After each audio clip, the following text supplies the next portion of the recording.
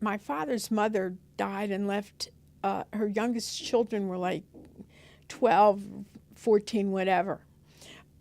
There were, from this family, and their name was Shklarov, that was my grandmother's maiden name. There were 16 first cousins from the children. There were 15 boys and 1 girl, my aunt, Ada.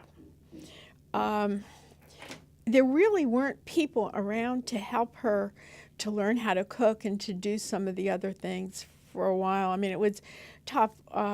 One of the tantas really stepped in, her mother's sisters, stepped in and tried to help.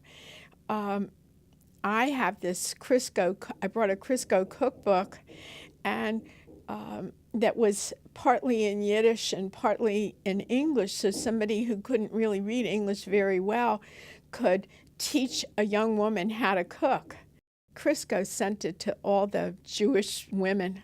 The cookbook is spotted, so it was used quite a bit. They're Yiddish recipes. It's not really American food.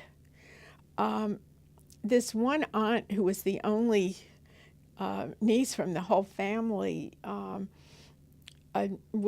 she was, several years ago, she was dying, and I went up to say goodbye to her, and I went with her son to get something to cook for them for dinner, and I made something that she said she hadn't had since her mother was alive, and they call them kakletten.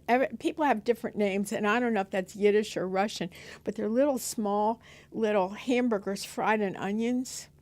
And somehow I remembered it, and I just thought, this is what I need to make. I don't know where that inspiration came from, and it was very nostalgic. So the food means a lot.